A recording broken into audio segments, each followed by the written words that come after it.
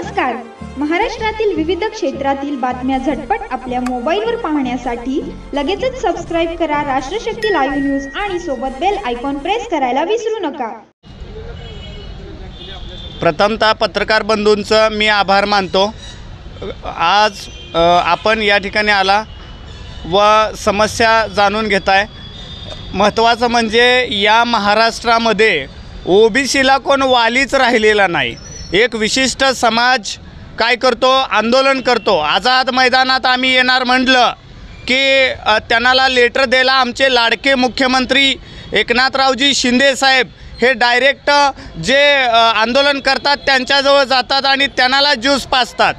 आम्हाला काय त्यांना विरोध नाही आहे, ज्यूस जरूर पाजा, पण आम्हाला ज्यूसच भेटत नाही आहे, पाणी पण भेटत नाही. आणि असलेलं पाणी तुम्ही काय करायला लागलाय, बंद करायला लागलाय. म्हणजे आमची काबाड कष्ट रोजगार करून खाणारी माऊली तिचा अधिकार तुम्ही छिनून घ्यायला लागलाय. आम्हाला जे राजकीय आरक्षण होतं व शैक्षणिक आरक्षण होतं, अनेक ठिकाणी आरक्षण होतं, तुम्ही आज हे आरक्षणाचा विषय बंद करायला लागलाय. आज तुम्ही ओबीसीमध्ये काही विशिष्ट समाज घुसवून तुम्ही ओबीसीवरती अन्याय करायला लागलाय.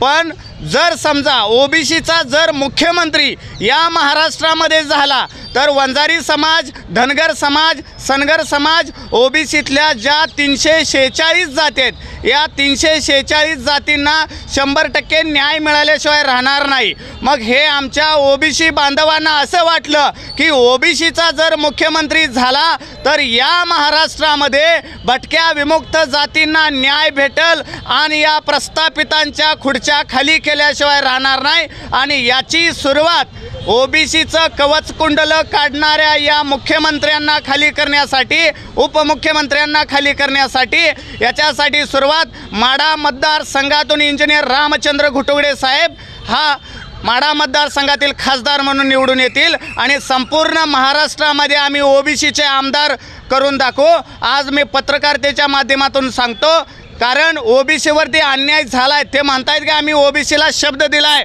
आणि ओबीसीवरती अन्याय होऊ देणार नाही. पण इथून पुढच्या काळामध्ये ओबीसी ही देशातली ताकद काय आहे हे तुम्हाला 100% सांगेल. पण आज तुम्ही काय करता, आमच्या मागं जनता आहे. अरे ओबीसी हा समुद्र आहे, एकदा सुनामी आली की भले भले बंगलेसुद्धा पडतात आणि तुमच्या खुर्च्या खाली करायला वेळ लागणार नाही. धन्यवाद.